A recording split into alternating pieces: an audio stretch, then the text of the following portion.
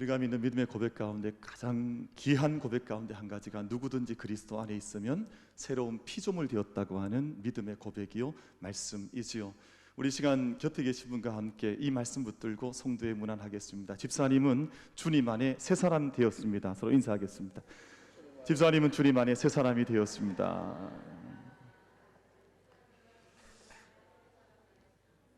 새 사람 되었다 별로 안 좋아하시는가 봐요. 우리가 다 새 것이 좋잖아요. 새 집도 좋고 뭐 새로운 것들에 대한 소망이 있는데, 여러분, 사람은 살면 인생이 후패하여지고 또 육체도 연약하여지지만 주님 안에 있는 그 사람만 언제나 새 사람의 존재로 살아가게 되는 줄로 믿습니다. 그래서 언제나 우리가 세상의 풍조를 따라 후패하고 썩어져가는 인생이 아니라 우리가 언제나 새 존재, 새 사람, 새 믿음으로 주님 앞에 걸어가는 것입니다. 영국에 있는 선박 박물관에 가면 그곳에 많은 배들이 전시가 되어져 있는데 특별히 많은 사람들이 찾는 배 한 척 있다 합니다. 근데 그 배는 뭐 많은 사람들이 생각하는 것처럼 화려한 배거나 뭐 의리번쩍한 그런 배가 아니라 상척투성이 배. 이 배가 진수된 것은 1894년이었는데 오랜 시간 바다 가운데에서 퇴역할 때까지 선박의 임무를 다하다가 이제 마지막 그 순간까지 좌초하지 않고 침몰하지 않고 마지막을 지켜내어서 상처 전체를 안은 채 마지막 시간까지 항해했던 그 배 앞에 많은 사람들이 몰려온다는 것입니다. 사람들이 그 앞에 서면 떠나지를 않습니다. 많은 사람들이 그 앞에 배 앞에 서서 상처투성이 배 앞에 서서 수많은 암초를 만나고 빙산에 부딪히고 불길이 나기도 했고 또 돛대가 부러지기도 했던 그 앞에 서서 자기 인생의 모습을 돌아보면서 자기 인생의 항해에 대해서 생각을 해본다고 하는 것입니다. 그 배 앞에 이런 많은 사람들의 방명록에 기록된 글 중에 이 글 앞에 사람들이 주목한다는 것입니다. 파도를 만나보지 못한 배는 없다. 인생이라는 바다에도 역시 온전하기만 했던 배는 없다 하는 방명록에 수많은 사람들이 시선을 고정시킨다는 것입니다. 로마의 철학자 세네카는 인생은 항해다라는 말을 해서 수많은 사람들이 이 말을 사랑하기도 하고 인용하기도 하는데요. 여러분, 우리는 항해 같은 인생의 길을 걸어가면서 이 인생의 배를 몰고 우리 인생의 길을 항해해 나가면서 우리가 바라는 것은 아마 순풍에 돛단 것처럼 언제나 그저 온전하고 또 평화롭고 아름다운 인생, 그런 항해가 되어지기를 원하지만 사실 인생의 항해라고 하는 것이 그렇게만 순풍에 돛단 듯 그렇게만 항해가 되어지는 것은 아닌 것 같습니다. 내가 원하는 상황보다 원치 않는 상황을 만나야 될 때가 많고 내가 예측했던 것보다 예측하지 못했던 상황들을 직면해야 하는 순간들이 훨씬 더 많은 것입니다. 내 인생의 항해 앞에 무엇이 기다리고 있을지, 어떤 상황이 내 삶 가운데 직면할지 우린 알지 못한 채 하루하루 내 평생의 인생길을 항해해 나가야 합니다. 원치 않는 바람을 만날 때도 있고 내가 원치 않는 방향으로 내 인생이 떠내려가는 것처럼 내가 가고자 했던 방향이 아닌데 이 방향은 전혀 생각지 못했던 방향으로 내 인생의 항해가 진행되어져 나가는 것을 경험할 때도 있습니다. 원치 않는 고통의 한복판에서 삶의 멀미를 할 때도 있습니다. 제가 오늘 주의 전에 올라오면서 주의 전 문 열고 올라오면 제일 먼저 만나는 몇 분이 계십니다. 그러면 그분들과 함께 문안하고 또 삶의 이야기를 나누고 제가 짧게 몇 분을 만나고 제 목양실까지 들어갔는데 그 사이에 만나는 몇 분들 속에도 삶의 이야기들이 있어요. 그 짧은 대화 속에도 우리 집사님께서 우리 청년이 지금도 이런 삶의 항해 속에 저마다 인생길을 항해하고 가고 있구나 하는 깊은 마음의 어떤 느낌을 받는 그 만남을 가지고 저도 이 예배 가운데 함께 올라오게 되었습니다. 원치 않는 고통의 한복판 가운데에서 삶의 멀미를 할 때도 있습니다. 우리가 항해하는 배 가운데서 멀미한다고 내릴 수 있으면 얼마나 좋겠습니까만 인생이라는 배에서 내 마음대로 내릴 수도 없습니다. 여러분, 버스를 타고 가다가 멀미가 나면 잠시 기사분한테 차 세워달라 해서 내릴 수도 있잖아요. 그럼 잠시 내려서 쉬었다 가기도 하고 다음 차를 타기도 하지만 배라고 하는 그 시설은 자기 마음대로 그 배에서 내릴 수 있는 것도 아니죠. 뭐 내려도 괜찮긴 하겠지만 이상하잖아요. 배에서 뭐 내릴 수가 없잖아요. 제가 한 10여 년 전에 목사님 몇 가정과 함께 그 여러 동료 목사님들과 함께 그 바닷가로 여행을 갔던 적이 있습니다. 근데 그 바닷가에 가서 배를 한 척 작은 고깃배를 빌려서 탄 적이 있었는데 그때 함께 탔던 목사님 한 분, 사모님 한 분이 멀미가 났습니다. 저는 평생 살면서 이게 감사한지 감사하지 않은지 모르지만 멀미라는 걸 모르고 살고 있습니다. 근데 그때 10여 년 전에 그 고깃배 탔던 목사님과 사모님이 배멀미를 얼마나 심각하게 했는지 지금도 수년 전에 그분들 얼굴이 지금도 생생하게 기억에 남아 있습니다. 거의 처죽음이 되어서 사람이 저렇게 인사불성이 되는구나. 그건 저는 사실은 잘 이해는 되지 않는데 멀미가 저렇게 힘든 것이구나 하는 생각을 해보게 되었습니다. 근데 제 가슴속에 절절하게 와닿지는 않아요. 저는 멀미를 해본 적이 없거든요. 근데 오늘 성도님 얼굴 뵈니까 주로 지금 얼굴을 다 멀미를 하고 계신 얼굴이신데 혹시 멀미하는 느낌 나세요?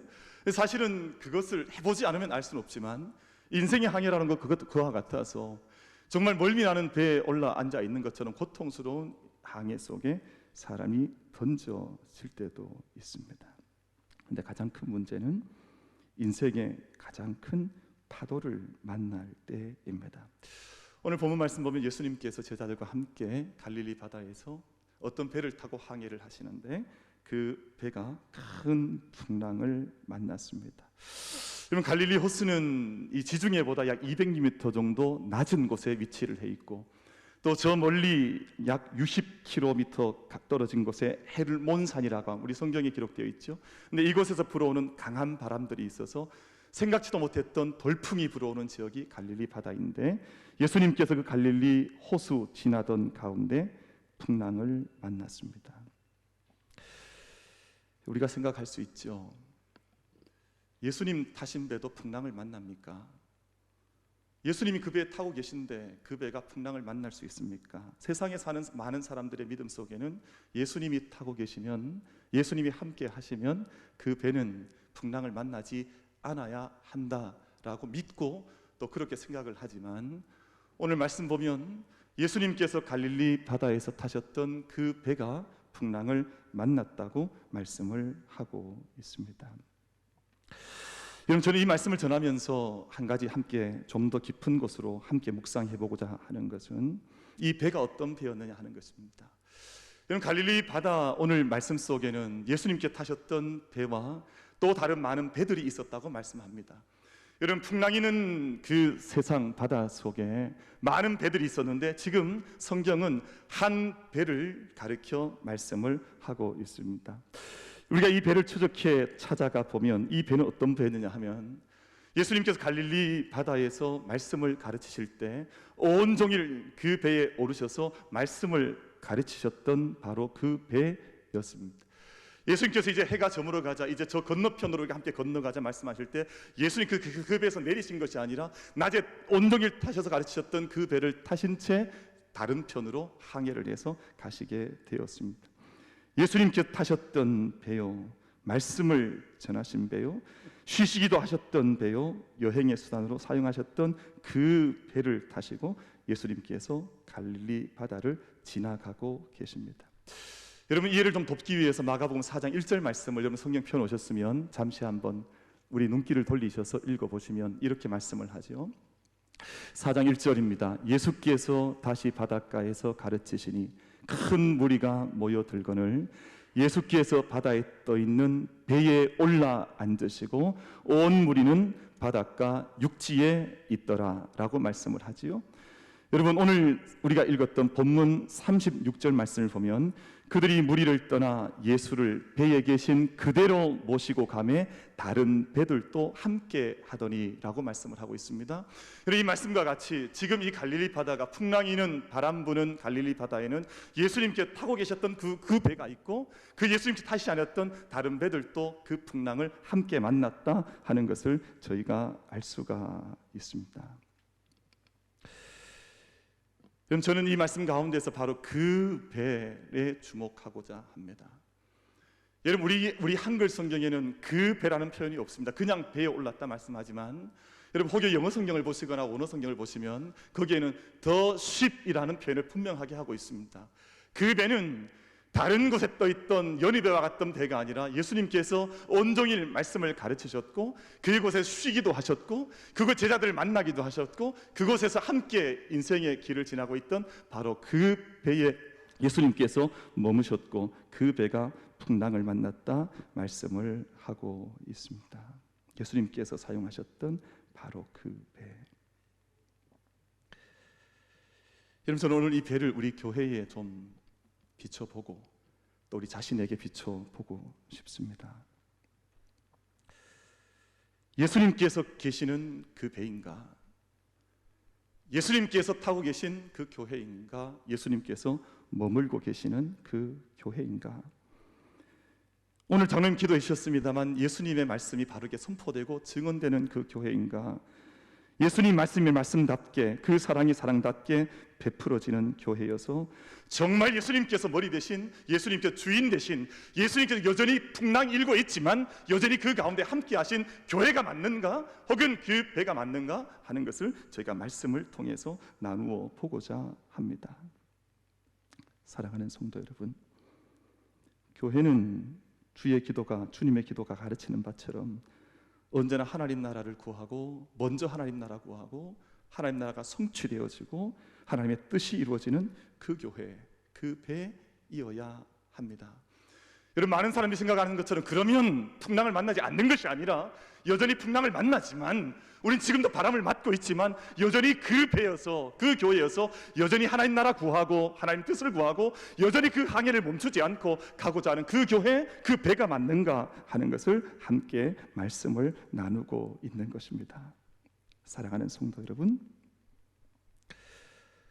우리가 적어도 정직한 믿음의 길을 걸어갈 때 바로 그 주님의 몸된 교회, 그 주님, 그 교회, 그 영적인 배를 함께 타고 걸어갈 수 있는 우리 인생의 항해를 해나갈 수 있는 그저 항해에 가는 동안 바람이 없기를 바라는 그런 교회가 아니라 아무리 바람이 많이 분다 할지라도 그 주님을 모시고 있는 그 배로 인생의 항해를 감당해 나갈 수 있는 우리 모두가 다 되어질 수 있게 되기를 주님의 이름으로 축복합니다. 그 배여야 하지 않겠습니까? 바람이 일 때 주님 없으신 배가 아니라 바람이 많이 부는 것은 사실이지만 수많은 기대 생각지도 못했던 일들이 일어나는 것은 여전히 사실이지만 여전히 주님께서 말씀을 전하셨던 그 배요, 여전히 주님께서 함께 말씀하셨던 그 배에, 그 믿음의 배에 우리 인생의 항해를 감당해 나갈 수 있는 우리 모든 예배자들 다 될 수 있게 되기를 주님의 이름으로 축복합니다. 오늘 말씀 보면 바로 그 배에서 예수님께서 잠이 드셨습니다. 큰 광풍이 부는 것을 보시고도 잠이 드셨는지 혹은 잠이 드신 후에 바람이 불어왔는지 알지 못하지만 온종일 예수님 말씀 가르치셨고 이제 피곤하고 지친 몸을 그 배의 고물에서 누이셔서 안식하고 계시는 모습이 본문 속에 기록되어져 있습니다.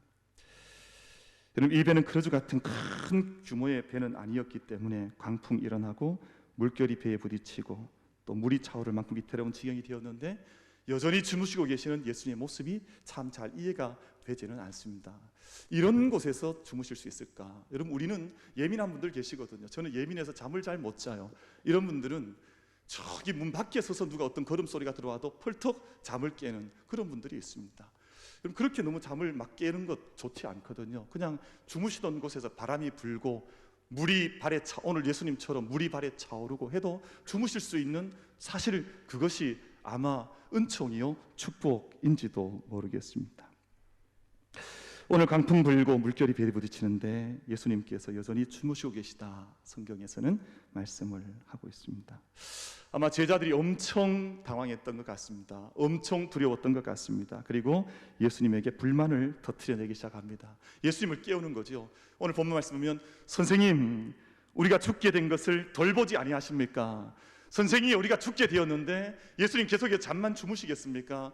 예수님, 우리는 지금 죽을 지경인데 어찌하여서 이런 상황 속에 잠만 주무시고 계십니까? 라고 제자들이 예수님을 깨우기 시작합니다. 여러분, 사람들은 자기에게 어떤 급한 일이 일어나면 하나님께서 나에게 무관심하다고 생각을 합니다.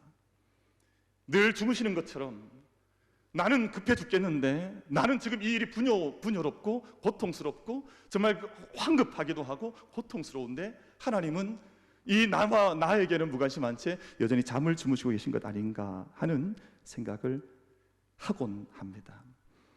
그래서 몇 해 전에 어떤 가수가 조율이라고 하는 노래를 불렀었는데요. 이 세상에서 가요죠, 가요. 근데 그 노래 구절 속에 하나님을 잠자는 하나님으로 표현을 해요. 하나님을 주무시는 하나님, 이 세상에 관심 없으신 하나님, 우리는 이렇게 세상 복잡하고 어지러운데 이 세상 돌보지 않으시고 멀리 떠나 계신 하나님으로 그렇게 표현을 합니다. 이 가사가 이렇게 되어 있죠. 잠자는 하늘님이여 이제 그만 일어나요. 그 옛날 하늘비처럼 조율 한번 해주세요. 여러분 이 노래 기억하십니까? 세상 가요는 관심이 없으십니까? 보니까 가요를 전혀 못 들으시고 보신 것처럼 그 옛날 하늘비처럼 조율 한번 해주세요. 여러분 이 노래 생각 안 나세요? 이렇게 노래를 했었거든요. 그러니까 하나님 잠 좀 그만 주무시고 이 세상을 좀 조율해 주십시오. 이제 그만 일어나셔서 이 세상을 좀 만져 주십시오. 그렇게 하나님을 향해서, 주님을 향해서 항변하는 것입니다. 배 안에서 주무시고 계신 예수님 보면서 무관심하신 하나님 아니신가? 여러분, 세상의 모든 주권을 쥐고 계신 분은 세상의 일에 요동하지 않으십니다. 여러분 정말 능력 있는 이는, 정말 하나님에 대한 믿음을 가진 이는 세상의 일들에 대해서 분열없고 요동치는 세상 일에 대해서 이리저리 뛰며 날며 세상 일에 대해서 일희일비하지 않는 것입니다. 여러분 수천 년 철학과 수천 년 역사에서 이것을 증언하지요. 정말 위대한 이는 작은 일에 요동하지 않습니다. 여러분 제가 이렇게 말씀드리니까 좀 피부에 와닿지 않을지 모르겠습니다만, 여러분 영화를 보시면 이 영화를 한 장면 한번 생각을 해보십시오. 정말 대장 되시는 분은 지금 작은 잔챙이들이 싸움하는데 처음부터 펄쩍펄쩍 뛰어서 나가지 않습니다. 여러분 그분은 뭐 하시던가요? 뒤에서? 그분은 주무시고 계신 거예요. 이 일이 밑에 일들이 다 이리저리 다 한 후에 뭔가 좀 되지 않을 때 그제서야 자던 곳에서 일어나서 그 상황들을 다스려 나가는 것입니다. 여러분 우리 속담 가운데도 잠자는 호랑이라는 말이 있죠. 잠자는 호랑이를 감히 누가 건드리랴. 왜냐하면 숲속에서 호랑이를 대적할 만한 다른 존재가 없으니 호랑이는 그 숲속 가운데에서 잠을 자는 거예요. 그리고 정말 자기가 깨어나야 할 때가 있으면 일어나서 표효를 한번 하는 거죠. 오늘 말씀 속에 그런 느낌을 강력하게 받습니다. 여러분 세상에 믿음 없는 이들이나 세상에 하나님의 존재를 알지 못하는 이들은 잠을 잘 이루지를 못합니다. 물론 여러분 우리는 육체의 성정을 가진 자들이기 때문에 때로는 잠을 이루지 못하거나 세상에 여러 가지 불면증이나 어려움 속에 살아가는 것은 맞습니다만 여러분 그러나 우리가 정말 하나님 앞에 나아갈 때 예수님의 모습을 가만히 그냥 묵상해 볼 때 깊은 흔들림 없는 그 존재의 자리를 지켜나가는 것. 여러분 우리가 이런 세상의 모습들을 봐도 약한 동물들은 잠을 잘 자질 못해요. 서서 잠을 자거나 불편한 쪽잠을 자거나 깊이 잠들지 못하거나 선잠을 자거나 그러나 그렇게 합니다. 여러분 시편 3편 말씀을 보면 다윗이 도망자 시절이었을 때 불렀던 시거든요.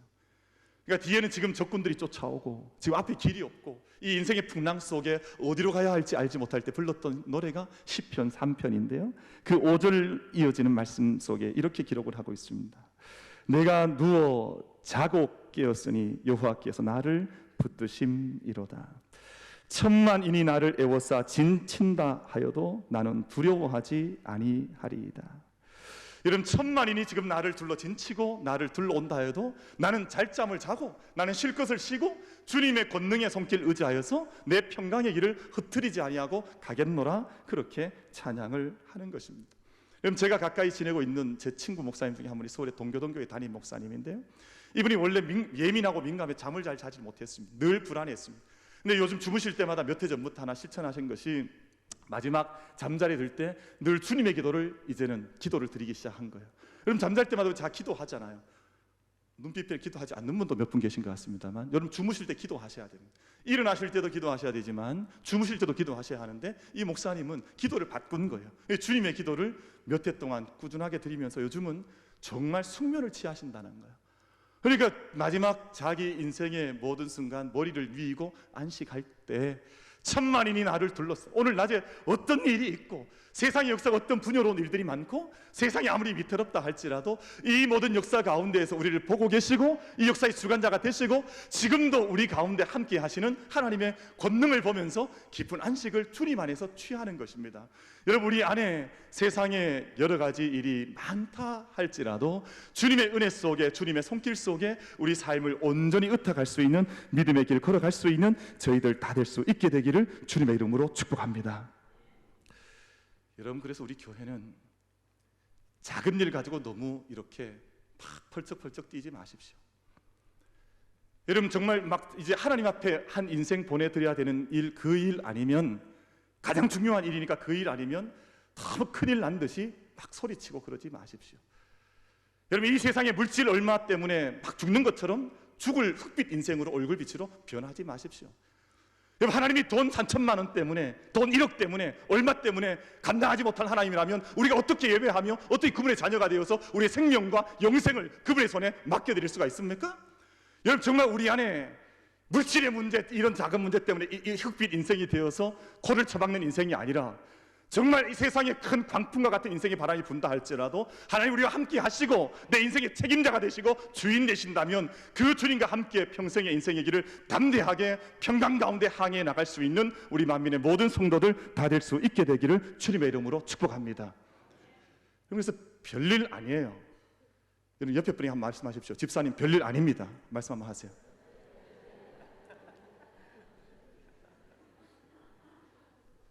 저는 믿음 좋다고 하는 분들이 갑자기 별일인 것처럼 막 얼굴을 막 인상을 쓰시고 막 시리어스하게 막 다가와 말씀하시면 가슴이 턱하고 탈 때가 많아요. 도대체 우리 믿음은 뭘까?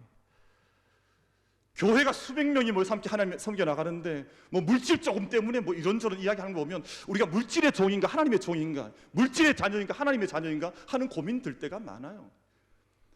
여러분, 우리가 가정사를 꾸려 나가든 우리 교회 공동체를 섬겨 나아가든 이 나라 이민족에 대한 역사를 하나님께 맡기고 나아가든 세상에 믿지 않는 사람들처럼, 하나님 없이 사는 사람들처럼 분열롭게 살아가는 것이 아니라 어떤 순간에도 어떤 자리에서도 평강의 왕이 되신 하나님 앞에서 믿음의 걸음을, 그렇게 인생의 항해를 감당해 나갈 수 있는 우리 모두가 다 될 수 있게 되기를 주님의 이름으로 축복합니다. 저는 오늘 이 말씀 묵상하면서 예수님께서 이 바다 속에서 깊은 안식하셨다는 것도 참 놀라운 일이지만, 하나님 참 감사하다, 예수님 참 놀랍다 하는 생각하지만, 또 한 가지 더 놀라운 것은 이 말씀 그대로 예수님께서 바람과 바다를 꾸짖으시고 잠잠하라, 고요하라 명령하신 것입니다. 예수님께서 이 광풍과 같은 바람을 잠잠하라, 고요하라 명하시자 그 바다가 변하여 잠자는 듯한 바다로 변하고 말았습니다. 제가 어릴 때 고향 동네에 제 친구 제가 살던, 제 어릴 때 자라났던 동네에 가장 중앙에 자리 잡고 있던 집이었던데요. 그 친구 부모님은 늘 사나운 개를 늘 키우셨습니다. 저는 그게 어릴 때 늘 부러웠습니다. 우리 집은 좋은 개 안 키우는데 왜 저 집은 날마다 저렇게 멋있는 개를 키울까? 어릴 때 그 집에 늘 키웠던 종이 세파트였습니다. 세파트 모르시나요? 셰퍼드. 그러니까 셰퍼드를 키우셔 두 마리를 늘 키웠습니다. 그래서 그 아버지는 일하러 가실 때도 늘 그 개 두 마리를 데리고 다니셨고, 또 일을 마치시고 이제 강에, 저희 동네 앞에 그 강이 흘렀는데 거기에 저녁에 그 강에 나가실 때도 늘 멋있게 그 개들을 데리고 다니셨습니다. 근데 문제는 그 친구 집에 갈 때마다 그 개들이 매여 있는데 늘 사나운 거예요. 이 성질이 얼마나 못됐는지 아마 주인을 닮았던 것 같아요. 개는 주인을 닮는다 그러잖아요. 막 달려들고, 제가 어린 마음에 야, 저 끈이 혹시나 끊어지거나 풀려지면 어떻게 될까? 그 집에 갈 때마다 그런 마음 졸임이 있었습니다. 근데 참 신기한 것은 그 개들이 결코 작지 않은 그 셰퍼드의 큰 개들이었는데 제 친구가 그 개 앞에 딱 나서면 이 개들이 순간 조용해지는 거예요. 아니, 그렇게 저한테는 막 달려들 것 같고 삼킬 것 같던 이 개들이 이 조그만 저희 친구도 저 조그맸죠. 뭐 같은 친구들이니까. 근데 그 친구가 몽둥이 하나 딱 옆에 딱 차고 그들 앞에 딱 서면 바로 집만으로 도망가 버리는 거예요. 왜 그러냐 하면 이 친구도 주인이기 때문입니다.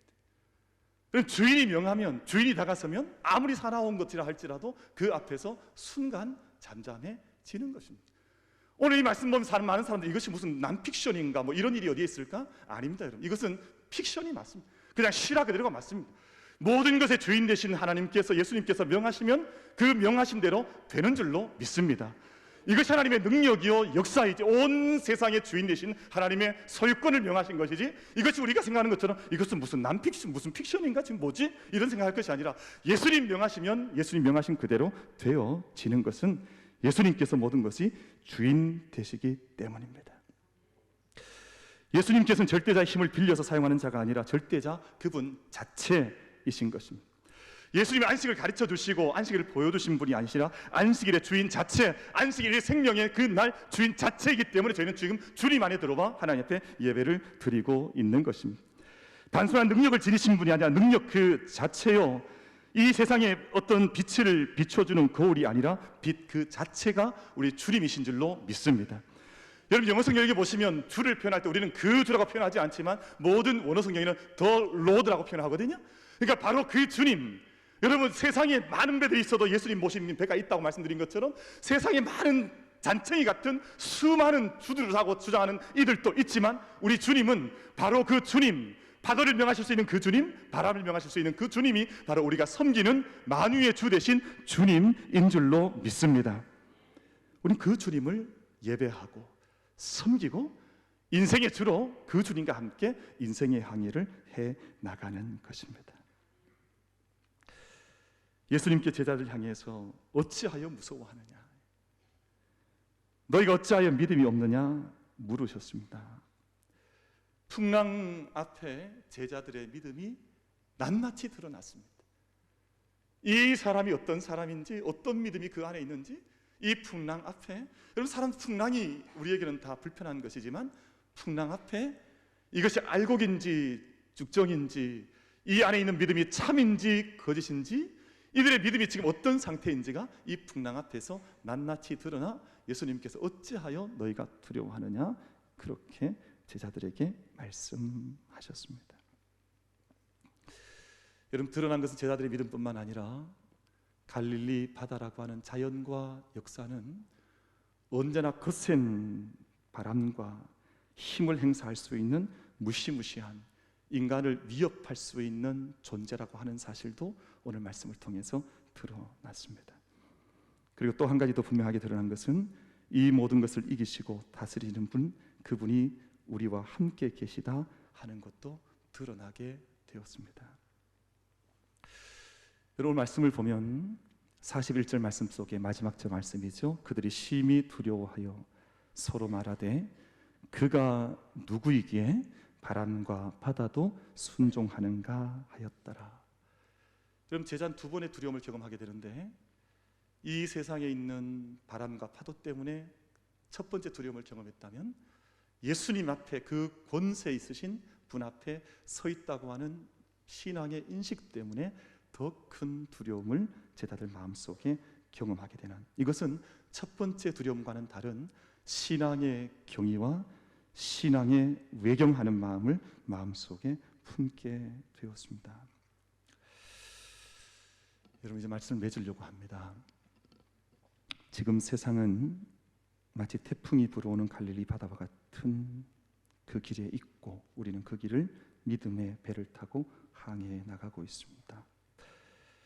소란스럽고 두려운 일들이 매일같이 이 땅에서 벌어지고, 이 땅에는 전쟁의 소문, 또 국론의 분열들, 여와 야가 나눠져서 어디에 백성들의 마음을 기댈 수 있을지 알지 못하는 소란스러운 일들이 세상에서 계속 이어져 가고 있습니다. 오늘 장로님 기도해 주셨습니다만, 믿음을 가졌다는 한국교회 전체도 세습의 문제 바르게 정리하지 못해서 세상 앞에 부끄러운 모습으로, 정말 우리 안에 주님 타고 계신데, 주님 함께 계신데 우리가 이런 모습으로 서가야 항해를 하는 것인가 하는 질문을 하게 하는 일들이 세상 가운데에서 벌어지고 있습니다. 약속을 어겼습니다. 시대의 눈높이도 맞추지 못했습니다. 정말 하나님이 주인 되신다는 고백보다는 사람이 주인된 일들이 세상에서 얼마나 자행되고 있는지 모릅니다. 그 배의 주인은 주님이신데, 그 배는 주님이 타고 계신데 정말 주님이 타고 계신 배가 맞는지, 아니면 황해 가운데 주님 없는 배처럼 그렇게 교회나 이 땅의 믿음의 사람들이 가고 있는 것은 아닌지 우리에게 질문 던지게 합니다. 그러나 오늘 우리가 이 상황 속에서 오늘 말씀을 통해 다시 한번 받는 것은 우리 배에 여전히 주님 함께 하심을 믿습니다. 주님, 우리가 죽게 되었는데 우리를 돌보지 아니하시나이까. 우리가 이렇게 항변하지만 우리 배에 여전히 주님 함께 하시죠. 여러분, 오늘 이 말씀을 묵상하면서 우리가 이 말씀에 끝나는 것이 아니라 구약 요나서로 돌아갈 필요가 있습니다. 구약 요나서는 이 사건이 똑같이 기록되어져 있는데, 세상 그 당시에도 지중해 바다를 건널 때 바람이 불어와 그 배가 뒤집혀지게 되었습니다. 사람들이 잠자고 있던 요나를 깨우는데 요나가 자기 자신을 이 바다에 던져달라 그렇게 부탁을 하고 요나는 바다에 던져지고 바다가 잠잠해지게 됩니다. 근데 마태복음 말씀을 보면 예수님께서 무슨 말씀하는 거 하니? 나는 요나보다 더 큰 자이다. 다시 말하면 나는 이 세상을 위한 진정한 요나라고 예수님께서 친히 말씀을 하셨습니다. 이 세상에 아무리 큰 풍랑이 있다 할지라도, 이 세상에 영적 공동체들이 아니 분요롭게 서 있다 할지라도 나는 나의 십자가를 통해, 나의 믿음에 걸어가는 이 걸음을 통해 이 세상의 모든 광풍을 잠재우는 참된 요나이다. 예수님께서 그리 말씀을 하셨습니다. 오늘 저는 그 사랑을 믿고 있고 그 사랑을 저희가 받고 있고 우리는 그 길에 함께 참여하는 자들입니다. 여러분, 그런 의미에서 이 세상에 아무리 광풍이 분다 할지라도 이 광풍이 휩쓸려 다니며 이 바람이 옳거니 저 바람이 옳거니 그런 세상에 속한 인생들이 아니라, 또 이 일 앞에 그저 두려워하고 떨며 피할 길만을 찾는 인생들이 아니라 직접 요나가 되어 그 바다에 들어가셨던, 그 바다 앞에 정직하게 응답하셨고 십자가를 통해서 우리에게 사랑과 참된 믿음의 길을 보여주셨던 우리 주님처럼, 여러분, 오늘 우리가 인생의 역사의 모든 항해길 앞에서 주님과 함께 우리 인생과 역사의 바다를 지나갈 수 있는 우리 모든 예배자들 다 될 수 있게 되기를 주님의 이름으로 축복합니다.